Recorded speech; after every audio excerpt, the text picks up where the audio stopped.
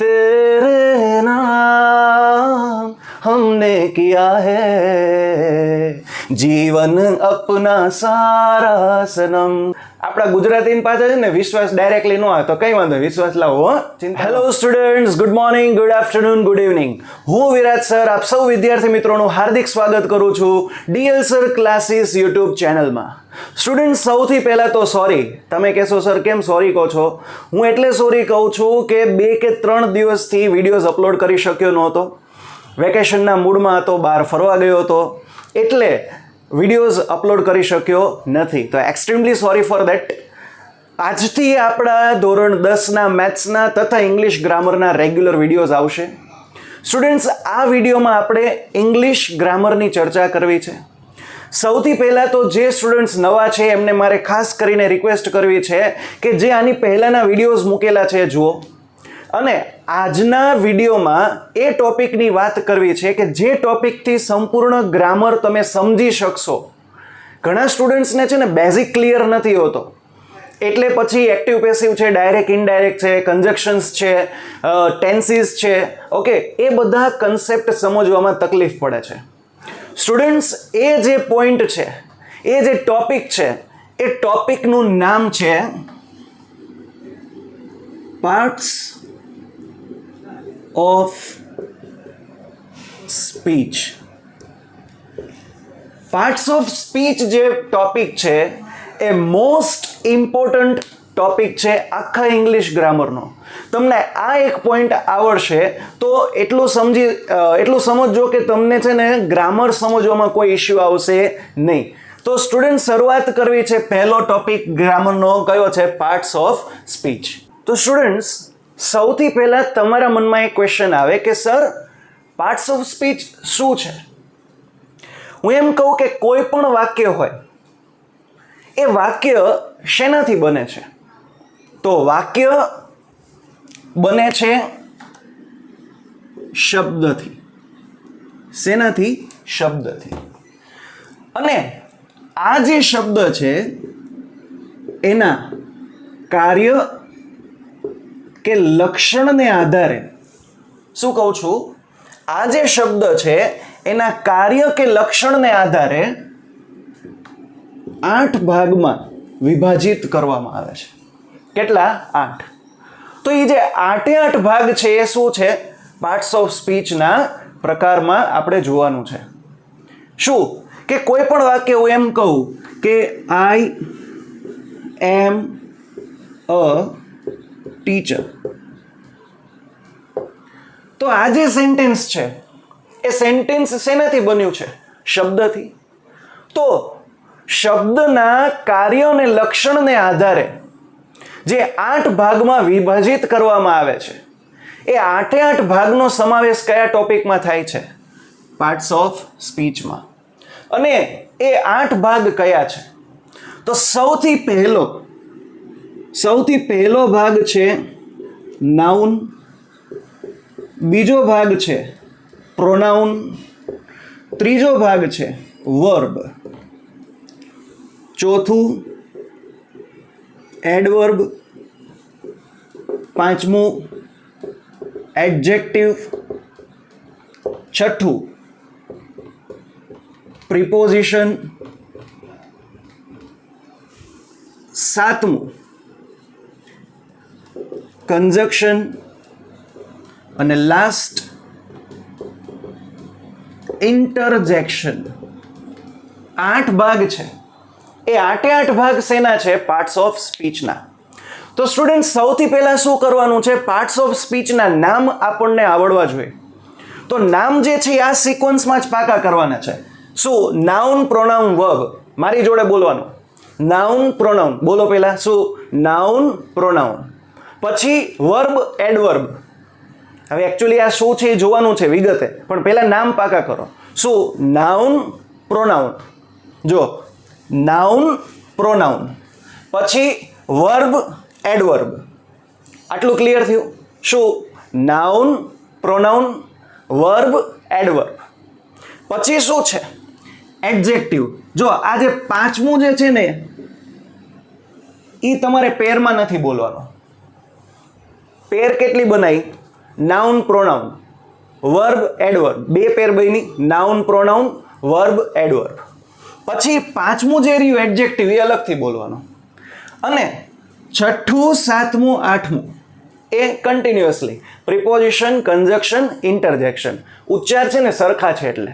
તો જો 8 નામ કયા થયા? નાઉન પ્રોનાઉન વર્બ એડવર્બ, બે જોડી થઈ, નાઉન પ્રોનાઉન વર્બ એડવર્બ. પછી પાંચમું કયું બોલું? એડજેક્ટિવ. ઓકે. અને 6, 7, 8 જે છે પ્રિપોઝિશન, કન્જક્શન અને ઇન્ટરજેક્શન. માઇકલ જેક્શન યાદ રાખવાના, હે ને? ઓકે. તો 8 એ 8 નામ પહેલા તો આવડવા જોઈએ. તો શું અહીંયા આપણે શું જોયું? Parts of speech. Parts of speech શું છે કે કોઈ પણ વાક્ય હોય એ કોઈ પણ વાક્ય શબ્દના આધારે બને છે અને એ શબ્દના કાર્ય અને લક્ષણને આધારે એને કેટલા ભાગમાં વિભાજિત કરવામાં આવે છે? 8 ભાગમાં વિભાજિત કરવામાં આવે છે. તો 8 ભાગમાં જે વિભાજિત કરવામાં આવે છે એ 8 એ 8 ભાગ કયા છે? Noun, pronoun, verb, adverb, adjective, preposition, conjunction, interjection. તો હવે આપણે જોઈએ. તો સ્ટુડન્ટ્સ, જો તમને 8 એ 8 નામ યાદ રહ્યા હોય તો સૌથી પહેલા આપણે કયું નામ હતું? નાઉન. હવે નાઉન છે એ એકચ્યુઅલી નાઉનનું ગુજરાતી શું છે? નામ. તેરે નામ हमने किया है जीवन अपना सारा सनम. ઇંગ્લિશ ગ્રામરને આ કહું છું. હા, ઇંગ્લિશને કહું છું, એજ્યુકેશનને કહું છું. હું ભણાવવાનો શોખ છે ને તો એને કહું છું. મેં ભણાવવાને તેરે નામ. ઓકે. તો નાઉનનું ગુજરાતી શું? નામ. તેરા નામ લિયા તુજે યાદ કિયા. આ 5 પાર્ટ ઓફ સ્પીચ છે ને એમાં યાદ રાખવાનું. શું? નાઉન, નામ. હવે ચલો બેક ટુ પેવેલિયન. નાઉન એટલે શું? નામ.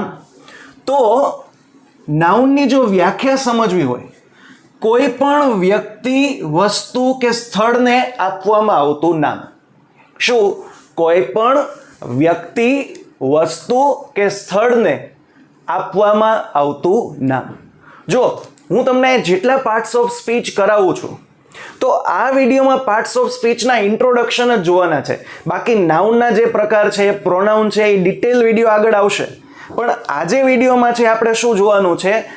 આપણે કહેવાય ને કે ઓવરવ્યૂ જોવાનો છે. જસ્ટ એની ટૂંકમાં માહિતી મેળવવાની છે કે નાઉન એટલે શું. તો નાઉન એટલે નામ. નાઉનની વ્યાખ્યા શું? કોઈ પણ વ્યક્તિ, વસ્તુ, સ્થળને આપવામાં આવતું નામ.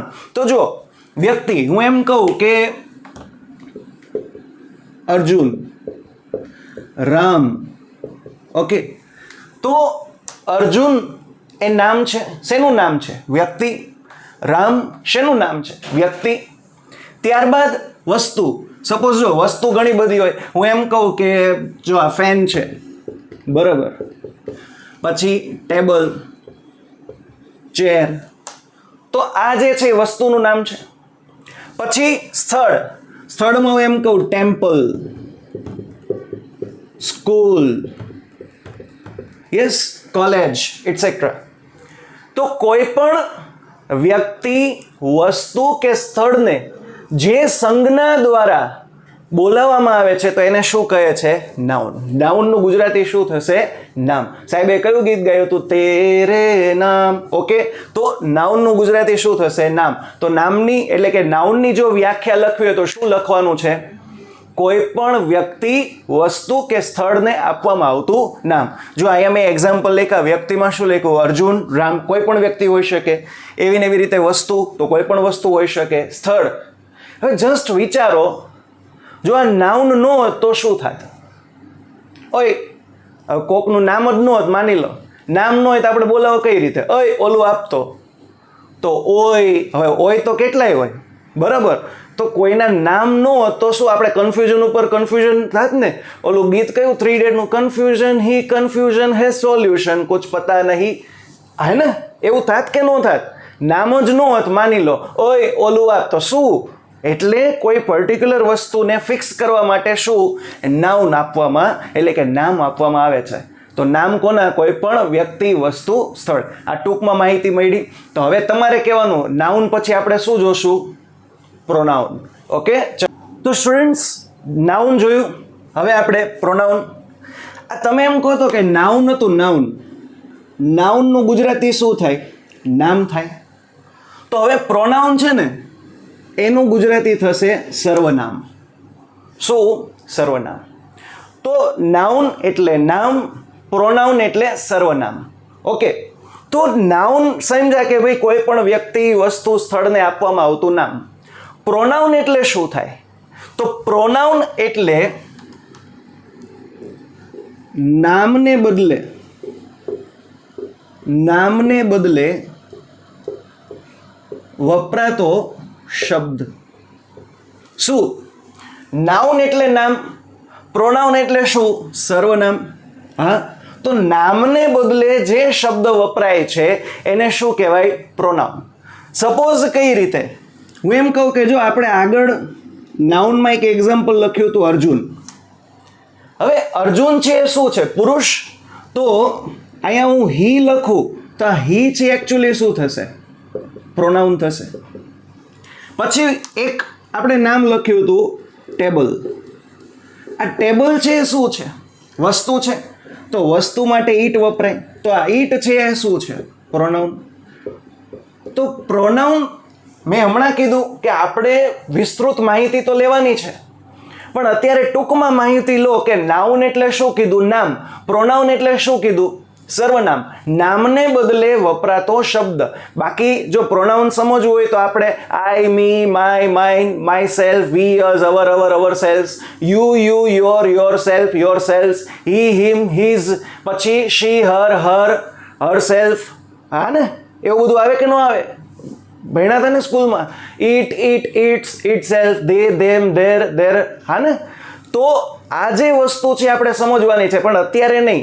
એનું આખું લોજિક સાથે હું સમજાવીશ, બરાબર? એ નેક્સ્ટ વિડીયોમાં જોવાનું છે, પણ અહીંયા આપણે ટૂંકમાં જ માહિતી લઈ છે કે પ્રોનાઉન એટલે શું? સર્વનામ. સર્વનામ એટલે શું? નામને બદલે વપરાતો શબ્દ. અર્જુન છે તો અર્જુન પુરુષ છે, તો પુરુષ માટે હી વપરાય, તો હી છે શું છે? પ્રોનાઉન. ટેબલ છે એ શું છે? વસ્તુ, તો વસ્તુ માટે ઈટ વપરાય, તો ઈટ છે એ શું છે? પ્રોનાઉન. તો હું એમ કહું કે સીતા, તો સીતા છે એ સ્ત્રી, તો સ્ત્રી એટલે મૂળ વ્યક્તિ, તો એના માટે શી. હા, તો શી છે શું થયું? પ્રોનાઉન થયું કે ન થયું? ભાઈ હા કે ના? તો નાઉન અને પ્રોનાઉનનો કન્સેપ્ટ ક્લિયર પડ્યો. તો હવે નાઉન અને પ્રોનાઉન પછી આપણે જોવા છે ત્રીજો પોઈન્ટ. કયો? નાઉન પ્રોનાઉન એક જોડ પૂરી. બીજી જોડમાં શું હતું? વર્બ. ઓકે, તો હવે સ્ટાર્ટ કરવું છે વર્બ. તો સ્ટુડન્ટ્સ, નાઉન અને પ્રોનાઉન જોયા પછી હવે આપણે શું જોવાનું છે? વર્બ. તો વર્બ છે એનું ગુજરાતી શું થાય?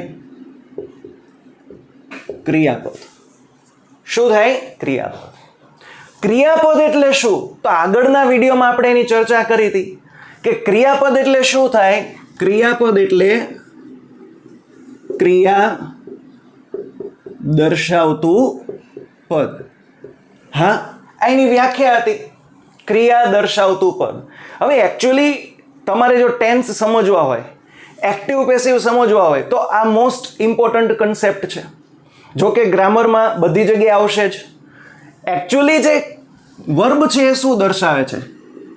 તો કર્તા દ્વારા જે કોઈ પણ ક્રિયા કરવામાં આવે છે એ દર્શાવે છે, અથવા તો કર્તાની સ્થિતિ દર્શાવે છે. શું? ફરીથી સમજો કે વર્બ એટલે શું? ક્રિયાપદ. ક્રિયાપદની વ્યાખ્યા શું? ક્રિયા દર્શાવતું પદ. હા, પણ એકચ્યુઅલી દર્શાવે છે શું?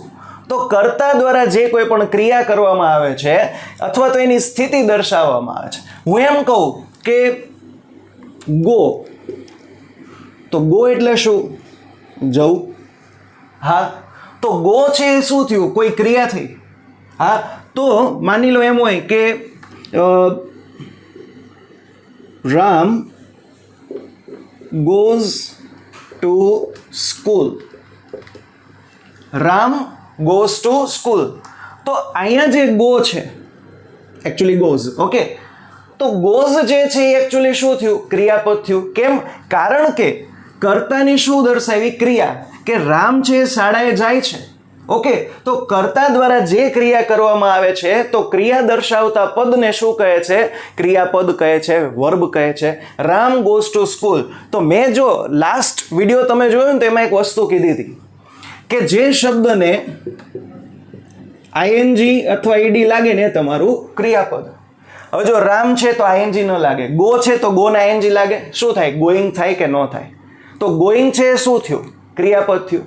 તો આ આપણે થિયરિકલ ઇન્ફોર્મેશન થઈ, બાકી ટ્રીક તો આવી આવવાની જ છે. તો આટલો કન્સેપ્ટ ક્લિયર થયો. ફરીથી વર્બ એટલે શું? ક્રિયાપદ, ક્રિયા દર્શાવતું પદ. એ શું દર્શાવે છે? ક્રિયાપદ છે શું દર્શાવે છે? તો કર્તા દ્વારા જે કોઈ પણ ક્રિયા થાય છે અથવા તો કર્તાની સ્થિતિ છે એ દર્શાવે છે.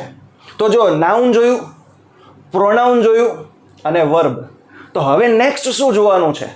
તો સ્ટુડન્ટ્સ હવે તમે ડાયરેક્ટલી કહેશો કે સર હવે આપણે શું, જો નાઉન જોઈ લીધું, પ્રોનાઉન જોઈ લીધું, વર્બ જોઈ લીધું, તો હવે એડવર્બ જોવાનું? ના, હવે એડવર્બ નથી જોવાનું. તમે કહેશો કેમ? બસ હું કહું છું. નામ જે છે ને એ મેં તમને પાકા ઓલી ટ્રીકથી કરાવ્યા. નામ એટલે કે નાઉન, પ્રોનાઉન આ એક જોડ, વર્બ એડવર્બ બીજી જોડ, પછી સિંગલ કોન એડજેક્ટિવ અને પછી પ્રિપોઝિશન, કન્જક્શન, ઇન્ટરજેક્શન. એ એવી રીતે જ યાદ રાખવાના છે. પણ સમજવા માટે નાઉન, પ્રોનાઉન, વર્બ પછી આપણે શું જોવાનું છે? આપણે જોવાનું છે એડજેક્ટિવ. આ એડજેક્ટિવ એટલે શું?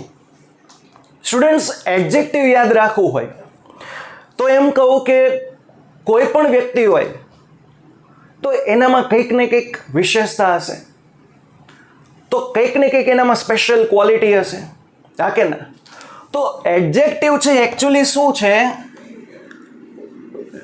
નામના અર્થમાં વધારો કરે છે, માટે તેને શું કહે છે? વિશેષણ. શું કહે છે? વિશેષણ. હવે વિશેષણ એટલે શું થાય? વિશેષતા દર્શાવતો શબ્દ. વિશેષણ એટલે શું થાય? વિશેષતા દર્શાવતો શબ્દ એટલે વિશેષણ. હા, ફરીથી નાઉન, પ્રોનાઉન, વર્બ, એડવર્બ નહીં, એડજેક્ટિવ. ઓકે, એડજેક્ટિવ એકચ્યુઅલી શું છે? નામના અર્થમાં વધારો કરે છે. ઓકે, અને એટલે એને શું કહે છે? વિશેષણ. એટલે મેં શું કીધું કે વિશેષતા દર્શાવતો શબ્દ. એડજેક્ટિવ છે એટલે કે વિશેષણ, અને વિશેષણ એટલે શું થાય? વિશેષતા દર્શાવતો શબ્દ. હવે તમને કન્ફ્યુઝન થાય, થોડું સર આવે એક્ઝામ્પલની સાથે સમજાવો. તો જો એક્ઝામ્પલ હું તમને સમજાવું. તો જો મેં સ્ટુડન્ટ્સ અહીંયા બે એક્ઝામ્પલ લખ્યા છે. પહેલું છે Arjun is a fearless warrior. Okay, Arjun is a fearless warrior. Arjun A fearless. Fearless that means નીડર, વોરિયર દેટ મીન્સ યોદ્ધા. કે અર્જુન એ નીડર યોદ્ધા છે. હવે વિશેષણ એટલે શું? પહેલા તો જો વોરિયર, વોરિયર એટલે શું? યોદ્ધા. અને યોદ્ધા કોણ છે? અર્જુન. તો હવે વોરિયર કેવો છે? અર્જુન જે છે એ કેવો વોરિયર છે? તો અર્જુન જે છે એ ફિયરલેસ વોરિયર છે.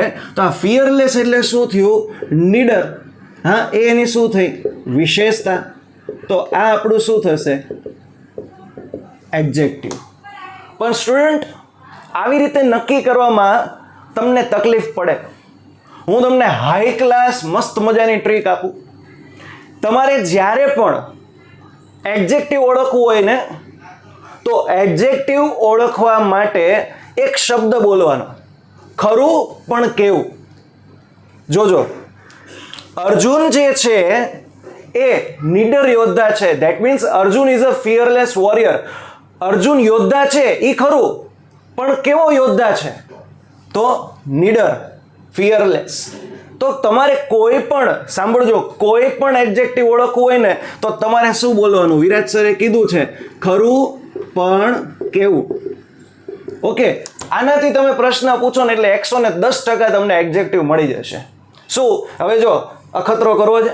આપણા ગુજરાતીની પાસે છે ને વિશ્વાસ ડાયરેક્ટલી ન આવે તો કંઈ વાંધો, વિશ્વાસ લાવો, ચિંતા ન કરો. જો શું છે? Ram is a clever student. Ram is a clever student. Ram જે છે એ ક્લેવર સ્ટુડન્ટ છે. રામ સ્ટુડન્ટ છે એ ખરું, પણ કેવા સ્ટુડન્ટ છે? તો ક્લેવર. તો ડાયરેક્ટલી આ તમારું શું થયું? એડજેક્ટિવ થયું કે ન થયું? ભાઈ હા કે ના? શું એડજેક્ટિવ ઓળખવું હોય તો એની મસ્ત એની ટ્રીક કઈ છે? ખરું પણ કેવું. તો હવે જો નાઉન જોયું, પ્રોનાઉન જોયું, વર્બ જોયું અને એડજેક્ટિવ જોયું. તો આના આપણે એક્ઝામ્પલ જોઈએ. તો સ્ટુડન્ટ્સ, એક્ઝામ્પલમાં સૌથી પહેલું એક્ઝામ્પલ અહીંયા રીડ કરો શું છે.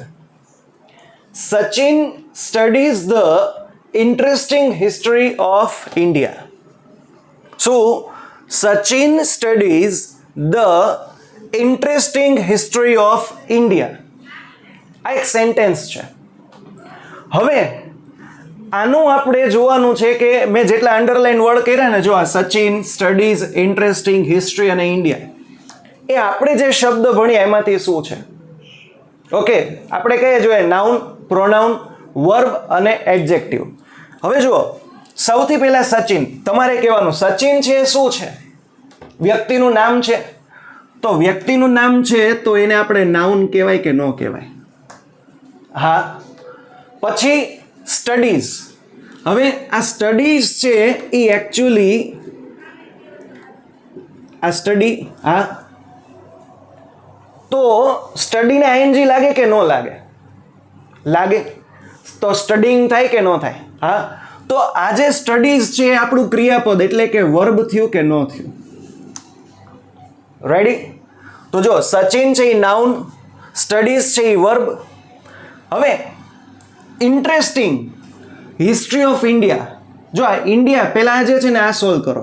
ઇન્ડિયા શું છે? સ્થળ. તો આ પણ શું થયું? નાઉન. હિસ્ટ્રી, આ હિસ્ટ્રી શું છે? ઇતિહાસ. હિસ્ટ્રી ઓફ ઇન્ડિયા, ભારતનો ઇતિહાસ. તમારા મતે આ હિસ્ટ્રી જે છે એ એકચ્યુઅલી વિષય હોઈ શકે. તો વિષયનું નામ થયું, તો આ પણ શું છે? નાઉન. હવે આ ઇન્ટરેસ્ટિંગ શું છે? ભારતનો ઇતિહાસ જોવે છે, પણ ઇતિહાસ ખરો પણ કેવો? ઇન્ટરેસ્ટિંગ. તો ઇન્ટરેસ્ટિંગ છે એ શું થયું? એડજેક્ટિવ એટલે કે વિશેષણ થયું કે ન થયું? શું? Sachin studies the interesting history of India. Sachin જે છે એ ભારતનો ઇતિહાસ ભણે છે એ ખરું, પણ કેવો ઇતિહાસ? ઇન્ટરેસ્ટિંગ, રસપ્રદ ઇતિહાસ. તો હવે એડજેક્ટિવ ઓળખતા ફાવે કે ન ફાવે? એડજેક્ટિવને આમ તો જો નાઉને આપણે જોયું કે ન જોયું? આ જે છે એ સ્થળનું નામ છે, હિસ્ટ્રી છે એ વિષયનું નામ છે, કોઈ મુદ્દાનું નામ છે, બરાબર? સ્ટડી આઈએસ લાગ્યું છે, જો એસકેએસ લાગે અથવા એનજી લાગે તો એ આપણું ક્રિયાપદ વર્બ થયું. સચિન છે શું છે? નામ, વ્યક્તિનું નામ છે. ખબર પડી? તો હવે હું તમને એક એક્ઝામ્પલ આપું, એ તમારે હોમવર્કમાં કરવાનું છે અને કમેન્ટ સેક્શનમાં જણાવવાનું છે. તો સ્ટુડન્ટ્સ, જો હોમવર્ક શું છે? He brings colourful flowers on her mother's birthday. અને જેટલી પણ જગ્યાએ મેં અંડરલાઈન કરી છે, he brings colourful flowers hers અને મધર્સ બર્થડે, આ શું છે એ તમારે કમેન્ટ સેક્શનમાં જણાવવાનું છે. જો ન ફાવે તો ચિંતા કરવાની નથી, આપણે કન્સેપ્ટ હજી બધા શીખવાના બાકી છે, પણ તમારે ટ્રાય તો એટલીસ્ટ કરવાની છે કે આ શું છે.